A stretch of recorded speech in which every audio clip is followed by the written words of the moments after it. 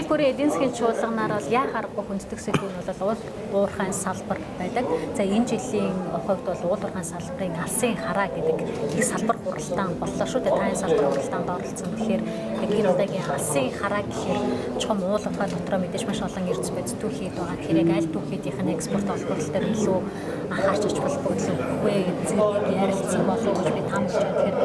Тэгэхээр энэ салбар хуралдаанаар хэлсэн асуудлуудыг танилцуулах. Тэгэхээр өнөөдөр эдийн засгийн чуулганаар уулуурхайн салбарын салбар хуралдааныг алсын хараа гэдэг сэдвийн хүрээнд хөндөж байгаа нь бол маш сонирхолтой байсан.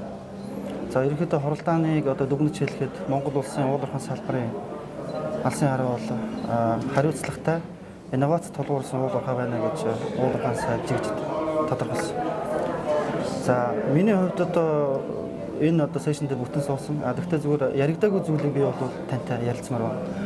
Тухайлбал уулуурхайн салбарын алсын хараагаа бид нэр харахтаа энэ бүтээгдэхүүн уулуурхайн салбарын бүтээгдэхүүнийг гол худалдан авч байгаа хятадын эдийн засгийн чиг хандлага бүтцийн өөрчлөлтийг бол анхааралтай ажиглаж уялдуулах ёстой юм шиг санагдсан. Яг тэгэхээр өнгөрсөн 7 хоногт хятадын кокч нүүсний гол үйлдвэрлэгч болон хэрэглэгч бүс нутаг Шансид дэлхийн кокч нүүрсний нөөц ба зах зээл сэдвт олон улсын 6 дахь чуулган болсон. Миний хувьд бол Монгол улсад төлөөлөд тэр чуулгандаас илтгэл авчиад ирсэн. За яг чуулганд ингэж оролцоод ингэж яхад бол Монгол улс ирээдүйн 10-20 жилд ямар бүтээгдэхүүнийг ямар хэмжээтэй ямар стратегиуд худалдан борлуулахыг бол анхаарах шаардлагатай харагдсан л та. Тухайлх юм бол эдийн засгийн хувьд бол хятад улс хэд өндөр өсөлтийг болж чухалчлахгүй гэж тогтвортой удаан өсөлтийг чухалчлаа. Яг тэр сүүлийн 10 жилд хятад улс өөрөө экспортыг шүтсэн, аж үйлдвэрийг маш хурдцтай хөгжүүлж хөрөнгө оруулалт хийсэн. За Америк болон гаруй Европын орнуудад бол бүтээгдэхүүн экспортлж байсан. Гэтэл ингээд энэ систем нь өөр эдийн засгийн хямрал болоод ингээд ирэхээр хятад өөрийн дотоодын худалдан авах чадвараа сайн хөгжүүлээгүй, дотоодын хэрэглэгчдийн тэр чадамж нь хангалттай сайн хэмжээнд хүрч чадаагүй байсан учраас аж үйлдвэрийн салбарт нь нийлүүлэлтийн илүүдэл гарч маш хэмжээнд. Жишээлбэл цемент гангийн үйлдвэрүүдэд 25%-аар нийлүүлэлт нь илүү хүчин чадал илүүдэлтэй юм байна. Тэгээ энийг ингээд хятад улс нь өөрөө төрийн зохицуулалтгүй ингээд зогсоогоод орхичхоор маш олон хүн ажилтг болох учраас тэд нар гудамжинд гарч тэмцэл бослого өрнөж магадгүй нийгмийн эмх замраагүй байдал орж магадгүй. Тийм учраас ойрын 10-аас 20 жилд энэ аж үйлдвэрийн салбар ялангуяа ган нүүрсээр ажилладаг цахилгаан станцууд энэ илүүдэлтэй байгаа салбараа айчим ингэж унах ийм хумих бодлого баримталж байгаа. Хоёрдугаар хятад бас өөрөө илүү цэвэр технологиг эрчим хүчний салбартаа хөгжүүлэх стратеги баталчлаа. Саяны 13 дугаар 5 жилийн төлөвлөгөөр энэ маань юу гэж нэхэр хятад улс 2030-аас 50 онд за уран болон байгалийн хийгээр эрчим хүчнийхээ 60-аас 70% хангах стратеги төлөв баталчих. За энэ хэмжээний байгалийн хий бол ураанаар ингээд эрчим хүчийг хангаад ирэхээр хятад улсаас жилд 2-оос 3 тэрбум тонн эрчим хүчний нөөц огт хэрэглээг болно. Монгол улс бол 150 тэрбум тонн эрчим хүчний нөөцтэй улс шүү дээ. Энийг бол хятадын зах зээл дээр яаж гаргах вэ, яаж борлуулах вэ гэж бодож байгаа. Бидний хувьд бол нүүрс чигээр энийг зарах боломжтой болж байгааг харагдаж байна. Тэгэхээр энийг яаж илүү цахилгаан болгох вэ, өөр бүтээгдэхүүн болгох вэ, нүүрсээр өөр ямар бүтээгдэхүүн гэж болох вэ? Энийг бол бид алсын хараандаа судлах шаардлага гарч байна гэж. За хоёрдугаар нэгэнт хятад улс нь урааныг маш хэмжээгээр хэрэглэх энэ стратеги боловсруулж байгаа нь бол Монгол улс урааныхаа хайгуул судалгааны төслүүдтэй хөрөнгө оруулалт татах хэрэгтэй. Энэ бол бидний номер 1 зорилт байх хэрэгтэй байна.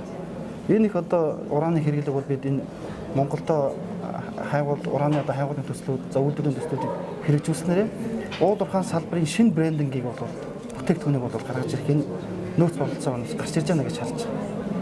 Тийм. Уран хэрэг хэмжих сэдв шүү дээ. Манайхан ураны хайгуул олборлолт гэхээр ялангуяа орон нутгийнхан бол маш хүчтэй эсэргүүцтэй төгөж өчигдөрхөн гэж хэлчихвэл ашигласан төлстэй холбоотой маргаан дэгтлээ шүү дээ. Хуулийн төслийг улсын хуралд өргөн барихтаа зэрэгцээд иргэд Жинхэнэ талбай дээр ч гисаад хэллээ. Тэгэхээр яг энэ уулуурхайн салбарынхан бол яг энэ уран гэдэг энэ шарнуудыг бол үнэхээр тэгж аюулгүй ажиллагааг нь хангасан тохиолдолд бол маш ашигтай гэж үзээд байгаа шүү. Тэгэхээр үнэхээр аюулгүй ажиллагааг сайн хангасан тохиолдолд бол энэ цэвэр технологи шүү дээ. Ямар ч утаа бохирдуулахгүй маш бага одоо эрчим хүчээр айгүй бүтээгдэхүүн бол маш одоо эрчим хүчийг одоо үйлдвэрлэх ийм чиг хандлага. Хэрвээ энэ одоо болдгоо технологи байсан бол өнөөдөр хятад улс яагаад ийшээ зарах хэрэгтэй гэж тийм ээ. За хоёрдугаар би зүгээр ингээд уран гэхээр нэг аимшигтай цөмийн зэвсэг гэж ойлголоод тэгээ хүмүүсийг хордуулдаг гэж ойлгоод энэ мэдээлэл илүү нийгэм дамгаалаад байгаа учраас нийгэм нэг тийм айдас үүсгэдэг. Одоо Монголын төр засаг энэ дээр юу хийх ёстой вэ? Мэргэжлийн төрийн бас байгууллагууд юу хийх ёстой вэ? Мэргэжлийн байгууллагууд нь юу хийх ёстой вэ гэхээр энэ ураны олборлолт чинь бол цөмийн түвш гаргаж авах гэдэг асуудал огт биш. Тэрний одоо түүхийн шар нутаг гэдэг юм ил гаргаж байгаа. Одоо баяжмал гаргаж авах гэдэг асуудал тий. Гэхдээ би бол энэ ураны салбарыг Монголд хөгжүүлснээр бас металлургийн салбарыг хөгжүүлэх гол үндсэн суур фундамент болох юм байна гэж арай өөр өнцгөөс харж байгаа. Тухайлах юм бол одоо Эрдэнэт үйлдвэр маань үйл ажиллагаа явуулсан цагаас хойш сайдуулах үйлдвэрийн тухайн асуудал ярьсан. Өнөөдөр хүртэл сайдуулах үйлдвэр байхгүй байгаа. За ягаад энэ сайдуулах үйлдвэрийг одоо барьж чадахгүй вэ гэхээр ганц л асуудал үүдээ. Сайдуулах үйлдвэрийг барихад дагвар бүхний хүчил гэдэг ийм одоо хорт байц гарч ирдэг. Тэрийг одоо хадгалах, одоо саармагжуулах, хоргоожуулах энэ ажил маань өөрөө маш өндөр өртөгтэй учраас техник эдийн засгийн одоо боломжийн талаас хязгаарлалцдаг байсан. Тийм учраас бид өнөөдөр хүртэл сайдуулах үйлдвэр барьж чадаагүй. Харин ураныг одоо ашиглах юм бол ураныг гаргаж авах хэрэглэгдэх үндсэн гол түүхий нь өөрөө бүхний хүчил байгаад. Тэгэхээр магадгүй Эрдэнэт юм уу оюутлогоо одоо засгийн одоо баяжмалын бүтээгдэхүүн суурлаад сайдуулах үйлдвэр барихад тэндээс гарч байгаа тэр хорт бүхний хүчил гэдэг байдлыг ураныг гаргаж авахд ашиглаад газрын хүн одоо буушилж болж байгаа.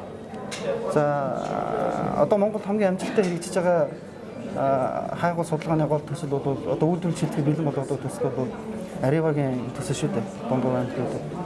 За энэний технологиг ингээд анзаараад харах юм бол газрын хөндлөг 300-400 м өрөмдөд тэгээд нөгөө хорт бодис хөхрийн хүчлийг чинь тэндээс одоо сайлтгуудаас гарч байгаа хөхрийн хүчлийг бол газрын хүнд ингээд буушлаад тэгээд ураныг одоо шингээж авах ийм технологи байхгүй аюулгүй технологи байгаад.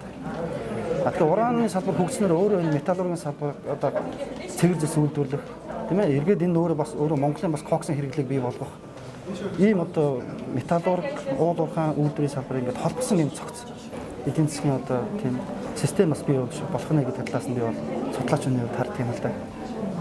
Тэгэхээр та бүхэн яриагаа уул уурхайн алсын хараа гэдгээс ихсэн байгаа шүү дээ тийм ээ. Тэгэхээр үдээс өмнө бас нэгэн хуралдаан дээр бас жишээлбэл нэг олон улсын төлөөлөгч хэлж байгаа юм л да. Энэ оны 2 дугаар улирлаас эхлээд зис болон одоо нүүрсний эрэлт өсгөнэ. Урт хүршээ гэдэг нэг юм эрг хүлээлттэй.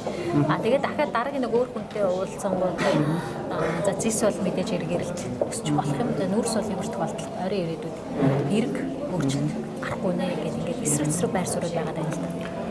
Яг би өнгөрсөн 7 хоногт болсон тэр кокс нүүрсний хуралд бол одоо сүүлийн хамгийн сайн мэдээллүүдийг л авсан гэж бодож байгаа. За яг манай одоо эдийн засгийн одоо экспортын гол одоо багны нэг бол яг харахгүй кокс нүүрс байгаад. Тэгээ ингээ үнэн унаад ирэхээр үнэхээр одоо төрийн чиглэлтгүй, хувийн чиглэлтгүй компаниуд маань хүнд байдалд орж байна. Зээлийн иргэн одоо төлбөрөөр төлөх чадахгүй юм нөхцөл байдалд орж байна тийм үү. За тэгвэл энэ үнийн уналт нь эргээд бас нэг боломжийг бас бий болгоод. Би бол боломж талаас нь хичээж байгаа. Тухайлх юм бол хятад улс ингээд төмөр замын ачаа хэрэгэлт нь багасаад одоо төмөр замууд нь хооронд ажилгүй болж байгаа. 20-30% одоо өмнөх одоо жилээс эргэлт нь буурсан байж. Тэдэд ачаа хэрэгтэй. Ялангуяа транзит ачаа хэрэгтэй байна. Тийм учраас Монголоос хятадаас транзит тээврээр дамжуулаад одоо 3 дахь зах зээлд гарах энэ боломж маань хятадын талаас харин илүү одоо эрг нээлттэй болж ирж байна удаа гэж нэг талаас нь харж байгаа. Хоёрдугаарт хятадын төмөр зам бол өөрөө юм одоо монопол байгууллага байдаг. Хятадын одоо үндэсний төмөр зам гэж байгууллага байгаа. Нөгөөх нь бол Шинхуагийн төмөр зам байж. Тэгээ энэ хоёр одоо төмөр замтай байхгүй. Тэгэхээр энэ хоёр хоорондоо өрсөлдөнө. Дээрээс нь 3 дахь өрсөлдөгч гараад ирсэн. Тэр маань холын замд маш бага өртгөр тээвэрлэдэг автотээврийн систем бий болсон. Төмөр замын тээврээс илүү хямд тарифаар автотээвэр нь одоо нүүрс төмрийн өдөр тээвэрлээд ирэхээр төмөр зам нь өөрөө хүнд байдалд орж. За тийм учраас ачааныхаа тарифыг 32 бууруулж байгаа гэж. Тэгээ цаашдаа ч бас бууруулах юм шиг байна. Тэгээ энэ талаас нь ингээ харах юм бол хэдий ингээд үн одоо бууж байгаа ч гэлэхдээ бид энэ 5-7 ордынхаа төмөр замын асуудлыг хурдан хугацаанд шийдэж чадах юм бол бага тарифаар транзит тээвэр хийж 3 дахь зах зээлдээ гарах боломж нь энэ хямралын үед харин бий болж байгаа юм биш үү гэдэг одоо ийм эрг мессеж өгөл би олж харж байгаа юм. Мэдээж өрсөлдөх чадвараа хөгжүүлэхийн тулд 5-7 орд бол өөрийн үйлдвэрлэлийг өртгөө бууруулах, За хоёрдугаар бол хятад улстай манай улсын хувьд бол гадаад худалдааны нэн тааламжтай тарифыг нөхцөлөд таврах шаардлагатай байгаа даа. Нэг жишээ дуртахад бол сая Орос, Австрали улс хоёр хятадтай тохиролцоо хийгээд нүүрс импортоор, экспортоор одоо хятад руу хийгээд татвар тэгэлжлээ. Монгол дээр бол 500% татвар байж л байгаа шүү. Гэх мэт чинь зохицуулах асуудлууд их байгаад байна. Тэгэхээр энэ бүгдийг одоо харж ойрын 10-аас 20 жилийн одоо уулархан салбарын алсын хараа бүтээгдэхүүн борлуулалтаа бол энэ хятадын эдийн засгийн одоо нөхцөл байдал бүтэцтэй бол яг хайхгүй уйдуулах шаардлага байгааг бол олж хараасаа л гэж. Уулархан Эрдэс түүхийн эдээс алтал нэг үнийн хувьд арай доктортай цаашдаа ч гэсэн өсөх одоо эдийн засгийн хүндрэлийг дагаад бас нөгөө хөрөнгө оруулагчид алтанд хөрөнгө оруулах магадлал өндөрөйдөг шүү дээ. Алтлаа эдгээр найдварыг төрүүлж гэнэ удаа гэсэн бодол төрсөн. Тийм. Алт бол нэгдүгээр товар хэмжээ багтаа, хоёрдугаар үн цэнтэй зүйл, гуравдугаар бүтээгдэхүүнээс илүүтэй энэ өөр хөрөнгө оруулалтын нэг тийм хэрэгсэл болчиход байдаг. Хүмүүс одоо зах зээл муутгаад алт худалдаж аваад байшивч чинь одоо сайжрахт нь одоо зарчиж байгаа тийм үү? Ингээ хөрөнгө оруулалтын хэрэгсэл бол. Тэгэхээр уулархан салбарын хувьд бол онцгой бүтээгдэхүүн байна. Манай Монгол улсын хувьд алтны салбар бол үнэхээр тааламжтай хууль эрхсэн орчинтой байна. Татварын маш бага нөхцөлтэй. За одоо алтныхаа одоо төслүүдийг одоо санхүүжүүлэх эрмэлзэлтэй. Одоо улс нь өөрөө одоо зээл өгдөг юм тийм үү? Ийм одоо нөхцөл байдалтай байгаа учраас энэ салбарт илүү хөрөнгө оруулалт татах чадвар нь өнөөдөр өндөр байгаа. Тийм учраас өнөөдөр одоо Монголд ирж байгаа ялангуяа одоо 5 сард болох нөгөө Coal and Metals Mongolia олон улсын чуулганд оролцохоор ирж байгаа хүмүүсийн их нь алтны төслүүдийг хайж ирж байгаа. За тань баярлалаа ярьсан өгсөнд. За баярлалаа.